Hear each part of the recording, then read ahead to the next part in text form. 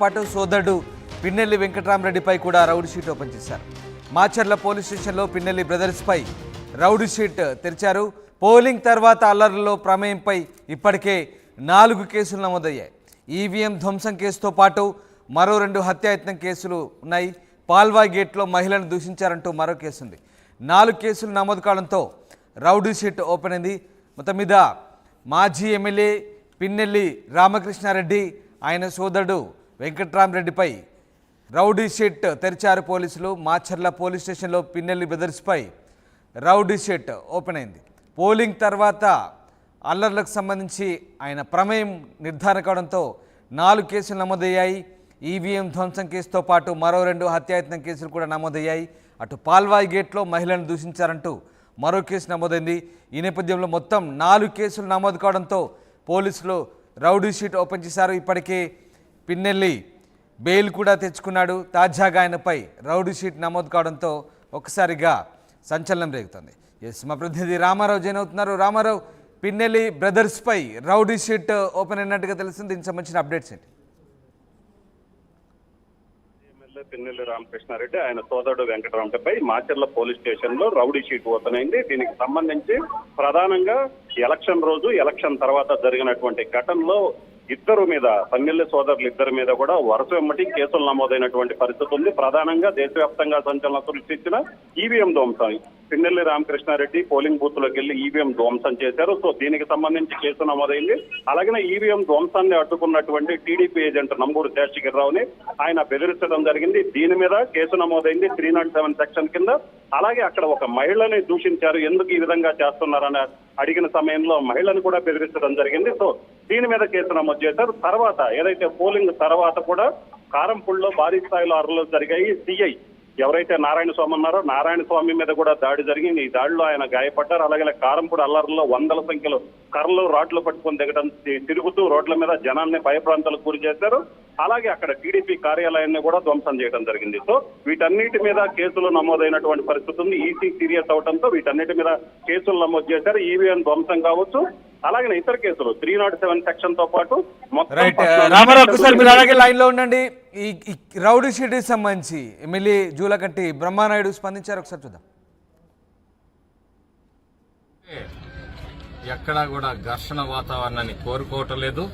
అడపాదడప ఇక్కడ వైసీపీ నాయకులు వెనకటి బుద్ధి మార్చుకోలేకుండా రెచ్చగొట్టే కార్యక్రమాలు చేస్తున్నారు. చేస్తే మాత్రం ఖచ్చితంగా ఫలితం అనుభవిస్తారని చెప్పేసి కూడా ఈ సందర్భంగా హెచ్చరిస్తా ఉన్నారు. ఆతు పార్టీగా పేరు పెట్టుకున్న ఈ పార్టీ ఈ నియోజకవర్గంలో అనుపు లిఫ్ట్ ఇరిగేషన్ ప్రాజెక్టులో గాని జిడివాగు లిఫ్ట్ ఇరిగేషన్ పూర్తిగా మూలబడేశారు. అలాగే మరి పేట సన్నగళ్ల దగ్గర లిఫ్ట్ ఇరిగేషన్ ప్రాజెక్టు మూలబెట్టారు. డబ్బులుండి కూడా ధర్మవరంలో మరి ఆ ప్రాజెక్టుని మూలబెట్టారు. అంటే ఇతనికి సంపాదన మీద ఉన్న దృష్టి అభివృద్ధి మీద లేదనేది స్పష్టంగా అర్థమవుతా ఉంది. మరి మొన్న ఈ శాసనసభ్యుడు ప్రకటించాడు, ఓడిపోతే శాశ్వతంగా రాజకీయాల నుంచి తప్పుకుంటాను అని చెప్పేసి. మరి అతనికి మాట తప్పటం, మడమ తిప్పటం అనేది మరి అలవాటు. చూద్దాం ఏం జరుగుతుందో అనేది కూడా వేచి చూద్దాము. మరి దొరికి మిర్చి యార్డు ఒకటి ఉంది, దాన్ని ఇసుక డంప్ యార్డుగా మార్చాడు.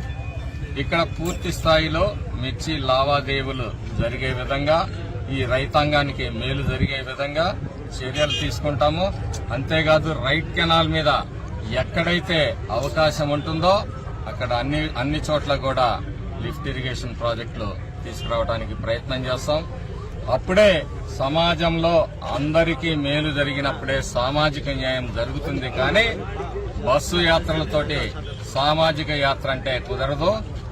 దానివల్ల జరిగే ఫలితం ఏమీ లేదు, పబ్లిసిటీ స్టంట్ తప్పితే.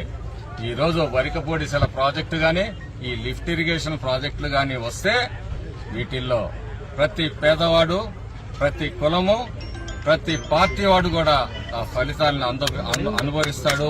ఇది సామాజిక న్యాయం అంటే అన్ని వర్గాలకి న్యాయం చేయటం సామాజిక న్యాయం.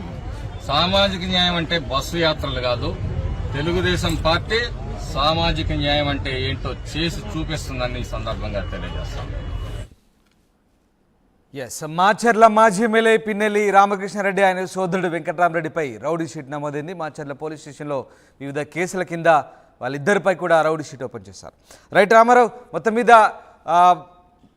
ఇద్దరు బ్రదర్స్పై కూడా 4 కేసులు నమోదు కావడంతో రౌడీ షీట్ ఓపెన్ అయింది. సో దీనికి సంబంధించి అంటే పోలీసులు ఏం చెప్తున్నారు, రౌడీ షీట్ ఓపెన్ కావడంతో ప్రస్తుతం వాళ్ళపై ఉన్నటువంటి కేసులకు సంబంధించి ఎట్లాంటి విచారణ క్రమం సాగే అవకాశం ఉంది? రామదాస్, ఏదైతే ప్రధానంగా ఇప్పటికీ కూడా మాచర్ల ఎమ్మెల్యే ముందస్తు బెయిల్ మంజూరు చేశారు. ప్రజెంట్ ఆయన హైకోర్టు షరతుల మేరకు నర్సరావుపేటలోనే ఉంటున్నటువంటి పరిస్థితి ఉంది. ఆయన ప్రతిరోజు ఎస్పీ ఆఫీస్కి వెళ్లి సంతకం పెట్టాల్సిన పరిస్థితి. అలాగనే ఆ ఎమ్మెల్యే సోదరుడు వెంకటరామరెడ్డి అయితే మాత్రం ప్రస్తుతం అజ్ఞాతంలో ఉన్నారు. ఏదైతే కేసులు నమోదైనప్పటి నుంచి కూడా ఆయన అజ్ఞాతంలో ఉన్నటువంటి పరిస్థితి ఉంది. అయితే మాచర్ల ఎమ్మెల్యేకి ఏదైతే మాజీ ఎమ్మెల్యేకి సంబంధించి చూసుకున్నట్లయితే రేపు 20వ తారీఖున మళ్ళీ హైకోర్టులో మధ్యంతర బెయిల్ మీద విచారణ జరుగుతుంది. సో ఇప్పుడు రౌడీ షీట్లు ఓపెన్ చేసిన క్రమంలో చూసుకున్నట్లయితే మాత్రం మాజీ ఎమ్మెల్యే పిన్నెల్లి రామకృష్ణారెడ్డికి అయితే మాత్రం కొంత ఇబ్బందులు తలెత్తే అవకాశం ఉంది. ఎందుకంటే ఆయన ఇక్కడ ఎమ్మెల్యేగా 4 సార్లు గెలిచినప్పటికీ ప్రస్తుత ఎన్నికల్లో ఓడిపోయారు. అలాగనే పూర్తి స్థాయిలో ఈవీఎం ధ్వంసం అనేది చాలా సీరియస్ గా తీసుకున్నటువంటి పరిస్థితి ఉంది. వెబ్ కెమెరాలో కూడా క్లియర్ గా రామకృష్ణారెడ్డి ఈవీఎం ధ్వంసం చేస్తూ విజువల్స్ రికార్డ్ అయినటువంటి పరిస్థితి ఉంది. దీని మీద ఈసీ కూడా సీరియస్ అయినటువంటి పరిస్థితి ఉన్న నేపథ్యంలో ఖచ్చితంగా ఆయనకైతే మాత్రం కొంత ఇబ్బందులు తప్పవు అనే మాట అయితే వినిపిస్తుంది. న్యాయ నిపుణులు కూడా, ఎందుకంటే కంటిన్యూగా వరుస వెంబడి ఘటనలు చోటు చేసుకున్నాయి, విధ్వంసాలు చోటు చేసుకున్నాయి. సో వీటన్నిటి మీద కేసులు నమోదవటం 307 సెక్షన్ లో కూడా ఆ 2 కేసులు నమోదయ్యాయి. అలాగనే సిఐ నారాయణ స్వామి మీద కూడా ఏకంగా దాడికి సంబంధించి ఆయన ఫిర్యాదు మేరకు కూడా కేసు నమోదు చేయడం జరిగింది. సో విధి నిర్వహణలో ఉన్నటువంటి పోలీసు మీద దాడి జరగటం, సో వీటన్నిటి క్రమంలో అయితే మాత్రం ఇప్పుడు తాజాగా ఇవన్నీ ఆ రామకృష్ణారెడ్డికి ఇబ్బందులు ఉన్నప్పటికీ కూడా ఇప్పుడు మళ్ళీ రౌడీ షీట్ పిన్నెల్లి బ్రదర్స్ ఇద్దరి మీద రౌడీ షీట్ ఓపెన్ చేయడం అనేది అయితే మాత్రం పల్నాడు జిల్లా కాదు, ఉమ్మడి గుంటూరు జిల్లా కూడా సంచలనం సృష్టించిందనే చెప్పుకోవచ్చు. ఎందుకంటే ఇక్కడ జరిగినటువంటి విధ్వంసాలు కావచ్చు, అలాగనే ఇక్కడ జరిగినటువంటి దాడులు కావచ్చు, రాష్ట్ర వ్యాప్తంగా సంచలనం సృష్టించినటువంటి పరిస్థితి ఉంది. సో ఈ నేపథ్యంలోనే పోలీస్ శాఖ దాడులను సీరియస్ గా తీసుకుంది. మరొకసారి ఇలాంటి దాడులు కానీ ఇలాంటి దాడులకు పాల్పడాలంటే భయపడే విధంగా ఉండాలని కూడా ఎస్పీ మల్లికా గారు హెచ్చరించినటువంటి పరిస్థితి ఉంది. సో ఈ నేపథ్యంలోనే నిజంగా సీరియస్ గానే యాక్షన్ తీసుకున్నారు పోలీసులు. మళ్ళీ ఇలాంటి ఘటనలకు పాల్పడే వాళ్ళు భయపడాలి. ఎందుకంటే ఇలాంటి ఘటనలు మళ్ళీ రిపీట్ అయినట్టయితే సమాజంలో శాంతి భద్రతలు అనేది అదుపులో ఉండవని పోలీసులు భావించినటువంటి పరిస్థితి ఉంది. సో ఈ నేపథ్యంలో పల్నాడు ఎస్పీగా మల్లికా గారికి వచ్చినప్పటినీ కూడా చాలా సీరియస్ గా యాక్షన్ తీసుకుంటున్నారు. సో ఈ నేపథ్యంలోనే చాలా మందిని గొడవలకు పాల్పడ్డ వాళ్ళందరినీ అరెస్టు చేసి రాజమండ్రి సెంట్రల్ జైలు, గుంటూరు జైలుకి, అలాగే నరసరావుపేట జైలుకి తరలించడం జరిగింది. ఈ నేపథ్యంలో ఇద్దరి మీద రౌడీ షీట్లు ఓపెన్ చేయడం ద్వారా ఒక క్లియర్ మెసేజ్ అయితే పంపినట్టు తెలుస్తుంది. ఎందుకంటే ఇంకెవరైనా సరే, ఏ స్థాయి వ్యక్తి అయినా సరే అల్లర్లకు పాల్పడ్డా, గొడవలకు పాల్పడ్డా ఉపేక్షించేది లేదు. పోలీస్ శాఖ అయితే మాత్రం గొడవలను చాలా సీరియస్ గా తీసుకుంటుందన్న ఒక మెసేజ్ అయితే మాత్రం పబ్లిక్ లోకి బలంగా పంపించాలి. ఎవరైతే గొడవలకు పాల్పడే వాళ్ళు, గొడవలు చేయాలని ఆలోచించే వాళ్ళు ఉన్నారో వాళ్ళందరికీ ఒక మెసేజ్ పంపించాలని పోలీసులు బలంగా భావించారు. ఈ నేపథ్యంలోనే అల్లర్లకు ప్రధాన కారణం అల్లర్లు చేసినటువంటి పిన్నెల్లి బ్రదర్స్ మీద రౌడీ షీట్ ఓపెన్ చేయడం అనేది అయితే మాత్రం ఒక సంచలనంగానే చెప్పుకోవచ్చు. Ramdas, right, thanks for the update Ramarao. ఇది మొత్తం మీద మాచర్ల మాజీ ఎమ్మెల్యే పిన్నెల్లి రామకృష్ణారెడ్డిపై అయితే రౌడీ షీట్ తెరిచారు. మాజీ ఎమ్మెల్యేతో పాటు ఆయన సోదరుడు వెంకటరామరెడ్డిపై కూడా రౌడీ షీట్ ఓపెన్ అయింది మాచర్ల పోలీస్ స్టేషన్లో. పోలింగ్ తర్వాత అల్లర్లలో ప్రమేయంతో ఇప్పటికే 4 కేసులు, ప్రధానంగా ఈవీఎం ధ్వంసం కేసుతో పాటు మరో 2 హత్యాయత్నం కేసులు, పాల్వా గేట్లో మహిళను దూషించిన కేసుకు సంబంధించి టోటల్గా 4 కేసులు నమోదు కావడంతో రౌడీ షీట్ ఓపెన్ చేశారు.